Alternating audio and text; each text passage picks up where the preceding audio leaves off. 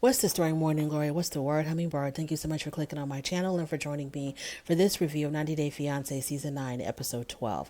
Let's start with Eve and Muhammad. So, Eve and Muhammad have hit another roadblock. This time, Eve has dropped the bomb on Muhammad that the wedding's going to have to be postponed because the venue that she wanted, she can't have the wedding there, so she has to find another venue.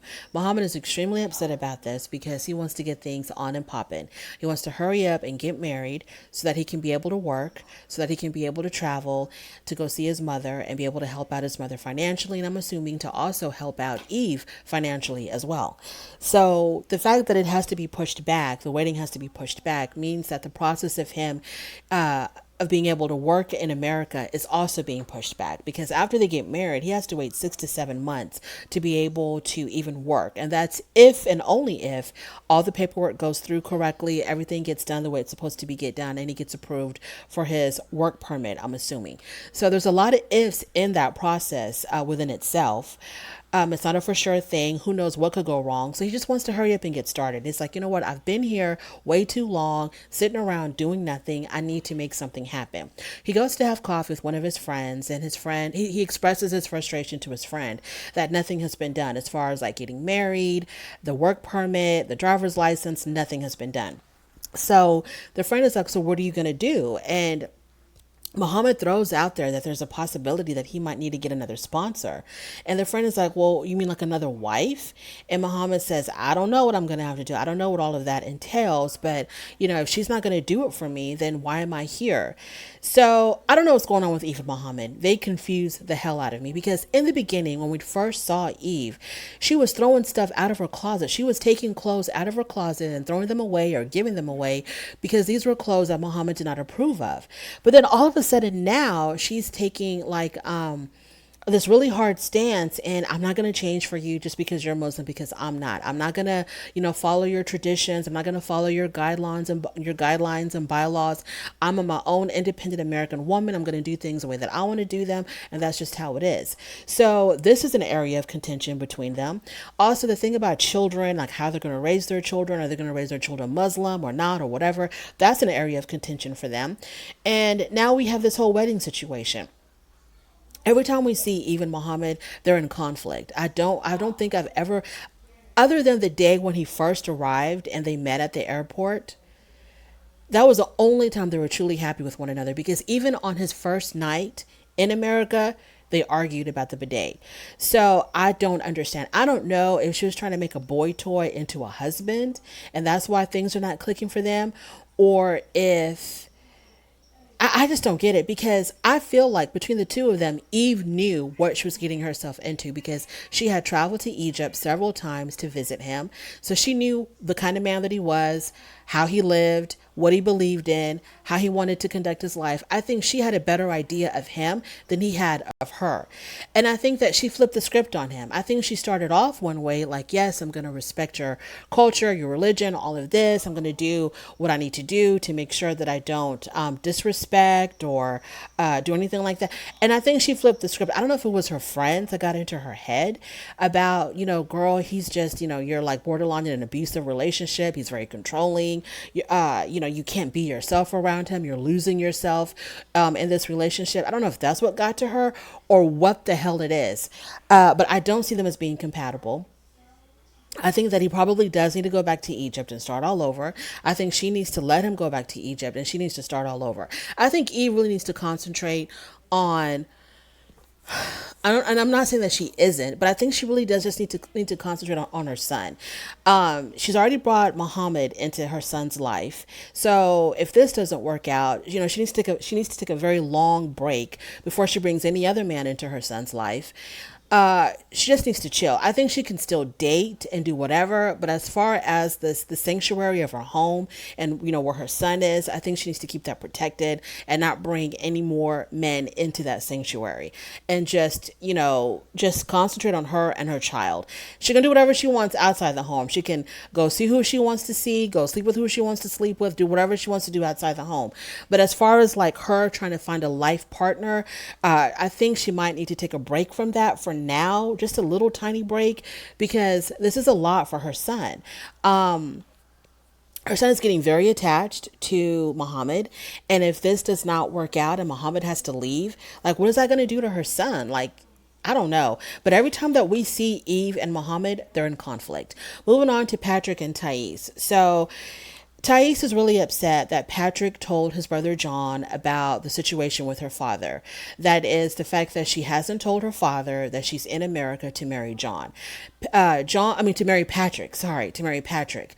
The brother John is extremely upset that Thais has not told her father because he's very protective of his brother and he doesn't want it to seem like Patrick is Thais's dirty little secret or something like that. Or there's something about him that the father won't approve of, and that's why she's too scared to tell her father that she's going to be marrying him. So he's just being a very protective brother. No issue with that, no qualms with that at all. But the issue that I had is when he brought that up to Thais, because then Thais got upset, like, okay, so she got upset with Patrick for telling John her business. And I think it was okay for Patrick to confide in his brother. No problem with that. He has every right to confide in his brother. But I think that once the brother brought it up to Thais that he knew what she was doing, I think that violated some type of trust between Patrick and Thais. Now, Patrick, if you really want to marry this girl, you have to understand there's going to be some type of boundaries. You can confide in your brother, but your brother has to be the type of guy that can keep a secret and not run to Thais every single time that you divulge personal information to him about your fiance, soon to be wife. Like, that's very immature, it's very tacky. Don't do that. Please don't do that. So then there's a scene where she's cooking in the kitchen and she's making beef stroganoff, but she's using chicken and mustard and ketchup. Now, my idea of beef stroganoff was beef, and I thought there was some type of noodles involved and some type of like a creamy sauce. So I didn't understand. Maybe there's like different types of beef stroganoff where you can use chicken and ketchup and mustard. So Patrick is at work. John comes in the kitchen, and obviously he came in with, he had a plan to talk to her about the whole father thing. So he starts off trying to be nice. Do you need any help cooking? So on and so forth. And she's like, no, I got this. So she's doing her thing. She's trying to cook. And they start talking about, I think that's when they talked about how, why didn't you tell your dad that you're here to marry my brother? I think that's what they were talking about. So the conversation gets too heated or too heavy for her, and she's like, you know what, I can't do both. I can't talk to you and cook at the same time. And he was like, sure you can, it's called multitasking. And she's like, what? Because I don't think she understood what the word meant.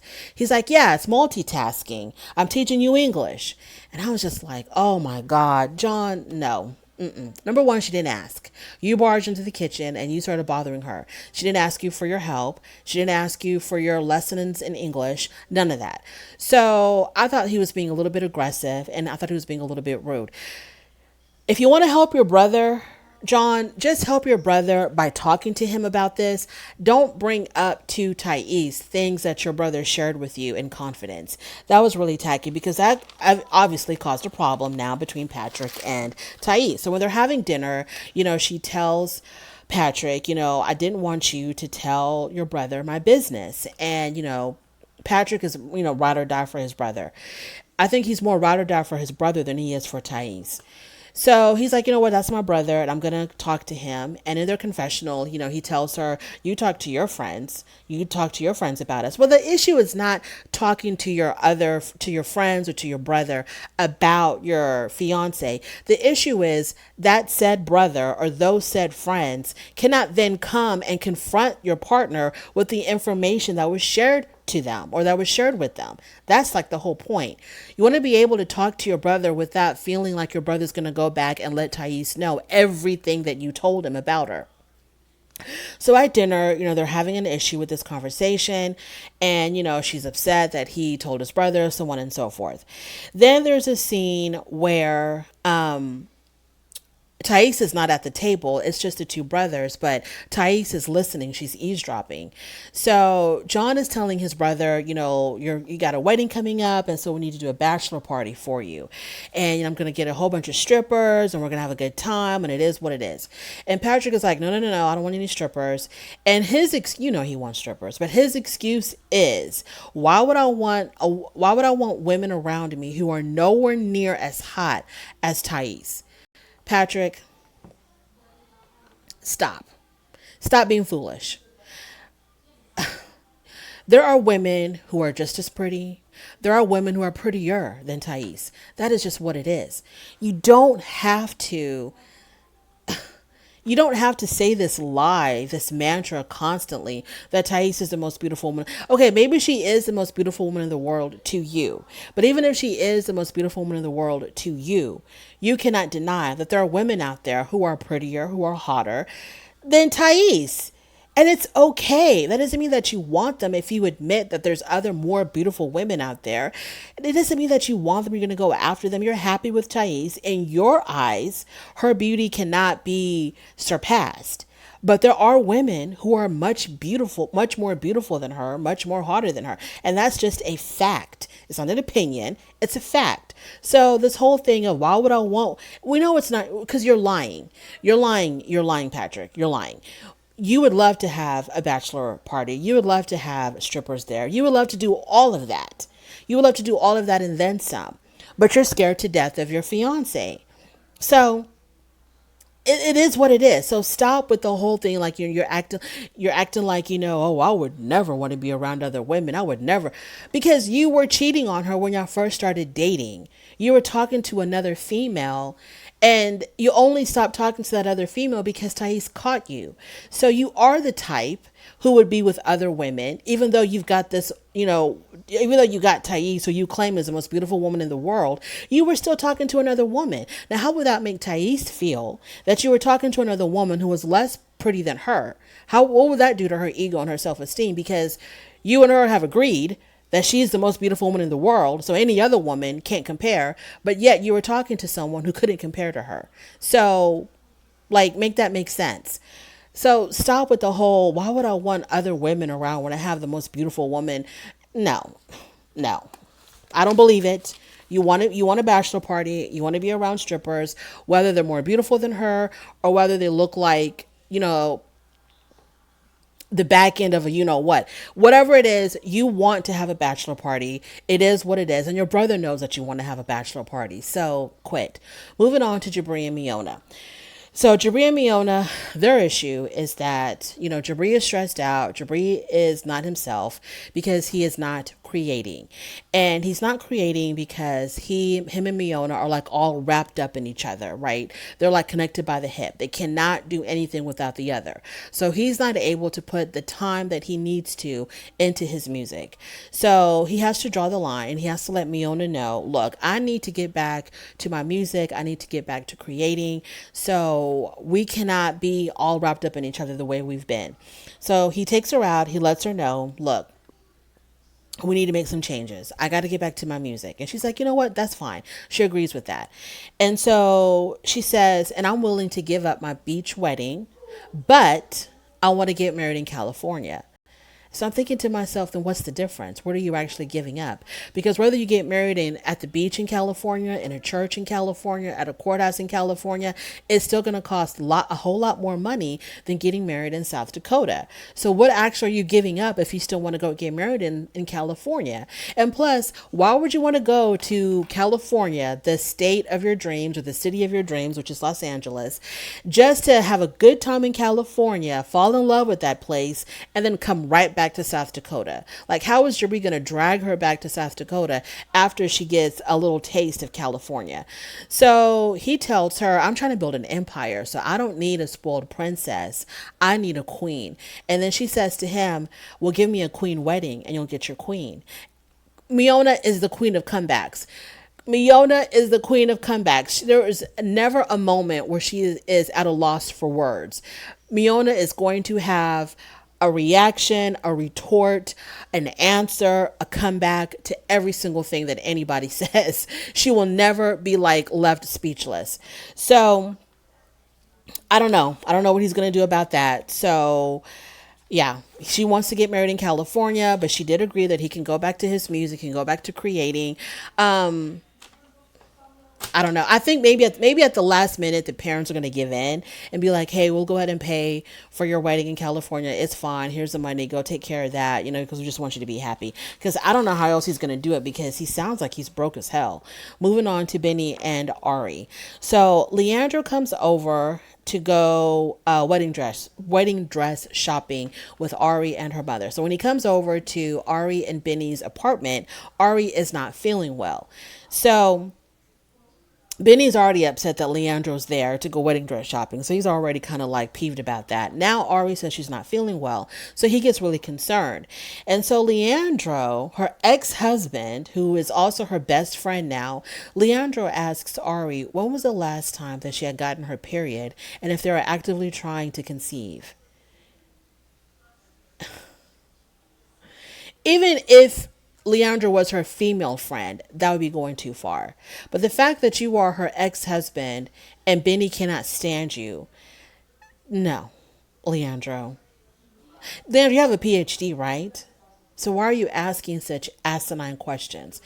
Do you not know what boundaries are? Do you not understand what's appropriate and inappropriate? You have a PhD. I'm very confused. Like, how could you ask her that in front of her soon to be husband? That is none of your business. That is absolutely none of your. This is okay. And then Benny just sat there. Okay, Benny just sat there. I would have gotten up and I would have been like, Leandro, that's the door. Make use of it. Leave right now. No, that's unacceptable, inappropriate. There is under no situation, no circumstances, no scenario where it would ever be appropriate for Leandra to ask a question like that to Ari in front of Benny. Now, once again, maybe this is just stunts and shows for ratings. And in a normal, realistic situation, he wouldn't have asked that. But because it's television, to create drama, he's asking that. And maybe that's the reason why Benny didn't say anything. But if what they're presenting, if they want us to believe what they're presenting to us, Leandra was 1,000% wrong, and Benny should have kicked him out. Hell, Ari should have kicked him out if she knew what was, if she knew what was appropriate and inappropriate. Ari should have kicked him out. So Leandro suggests that him and Benny go buy Ari a pregnancy test, and Benny agrees, and he goes along with this. So they go get the pregnancy test, and I think on their way home or something, Leandra asks, well, how many babies do y'all want? Benny says he wants to have 10 children. Leandra says, well, I don't think Ari wants to have 10 kids. And Benny was like, well, you don't know Ari. So when they get home, she goes and she takes the test. And the test was negative. And then Leandro asks Ari, well, how many kids do you want? And she says, maybe one more. And then, Leandro, he's just like, he's looking at Benny like, I told you, I know her better than you do. But why is this a competition, Leandro? Why is it a competition? Who knows Ari better? Like, do you still want to get with Ari? Do you still want to be with Ari? Why does it matter? Like, why does it even matter that you know her better or that Benny may know? Like, why is this even a thing? Why are you competing with the man that she's about to marry as far as who knows her better? Like, do you still want her? Just say it. If you want to be with her and you want to get back with her, just say it. So the pregnancy test is negative, and finally, Ari is relieved. She's very relieved that it came out negative. Finally, Leandro is leaving, and I was like, thank God he's finally going away. And Leandro says in his confessional that he is also relieved that Ari is not pregnant. Like, what is this? Like, how you have that show Sister Wives? Is this like brother husbands? Like, does he feel like he's the second husband? It's like, oh, thank God she's not having another kid because we just couldn't afford it right now. He says that they're not ready to get married and they need to learn to communicate with each other better. Leandro, get the hell out. Go, just poof, be gone. So, Ari and Benny go out to have pancakes at this famous place called PJ's Pancakes. But they didn't have pancakes, I don't think. So they're talking. First, they're talking about Leandro. And Benny makes it clear he doesn't like Leandro at all. He doesn't like Leandro butting into his business, giving commentary about his marriage. He's over Leandro. And Ari has the audacity to tell Benny, give him a chance. I think you'd really like him if you just gave him a chance. He's given him plenty of chances, Ari. Remember, he came and visit y'all in Ethiopia and stayed with y'all in Ethiopia. Then here in New Jersey, he came back again in New Jersey. How many more chances does Benny need to give Leandro? He doesn't like him. He doesn't want another man meddling in his business. And it's not like he's just a friend on the perimeter. He's just being her friend from like a distance. He's all up in their business, like asking Ari, when did you have your period? Last time you had your period. I mean, come on. It's too much. It's too deep. He's too invasive. This is weird. It's inappropriate and it's wrong. So no, he doesn't have to give Leandro a a scintilla of another chance. It's over. It's done with. Respect your relationship with Benny and get rid of him and stop talking to him. And you cannot even be friends with him because y'all cannot be trusted, even having a friendship together, because y'all crossed the line with that.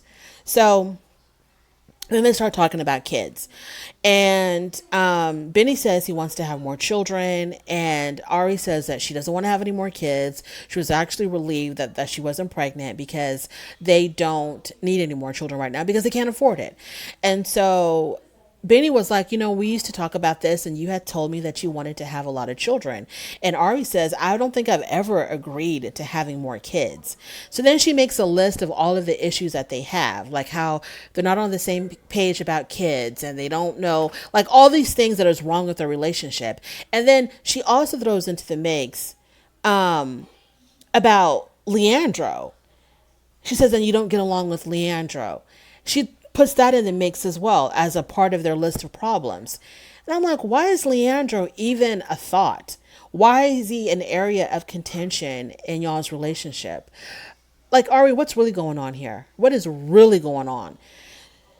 So Ari says that sometimes I think we're just way too different. This is going to affect the future of our relationship. And Benny says that he wishes that they had more than 90 days. So, they're at a crossroads or something. Benny and Ari don't have any issues. Okay, this whole Leandro thing, I think it's for stunts and shows. I think it's just for the cameras. I think that in reality, they're good. They're fine. There's nothing wrong with their relationship. So we're just waiting for them to get married. Kara and Guillermo, nothing is going on here. They went to the rodeo. They had a good time at the rodeo. And she said that she is willing to compromise on the wedding because at first she just wanted to go, she wanted a courthouse wedding. But she's like, you know what? We can't have anything really big, but we can definitely have a very small ceremony with my friends and my family. We can exchange our vows. You can say whatever the hell you want to say to me at the altar. So we can do that. So Guillermo's really happy with that. Moving on to Bilal and Shaida. So Shaida has a visit from Bilal's ex-wife. Her name is Shaida as well. So just to differentiate between the two, I'm going to call the ex-wife instead of Shaida. So it's pronounced slightly different, but I can't get the nuances correct, and I don't want to confuse anyone. So Shaida, the current woman, gets a visit from the ex-wife. The ex-wife comes over, and the ex-wife came over with guns blazing. She sat down across from Shaida in that kitchen, and she was like, I'm here for my kids. I don't know what the hell is going on between you and Bilal, but I'm here to let you know that I'm here to represent and to advocate for my children and to make sure that my children's interests are very well protected. Because, it took Bilal 10 to 15 years to get to where he's at now.